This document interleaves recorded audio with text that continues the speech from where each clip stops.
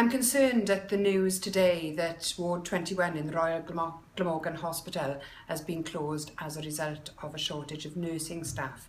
Plaid Cymru has been raising our concerns about workforce planning over the last 18 months, and it's a lack of planning on the part of the Welsh Labour Government that is driving their centralisation agenda, which is taking consultant-led A&D and consultant-led maternity services away from the Royal Glamorgan Hospital.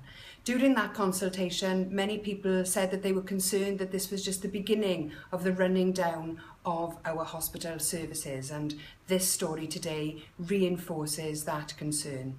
Plaid Cymru has spent quite a lot of time coming up with detailed proposals for better workforce planning on the part of the government.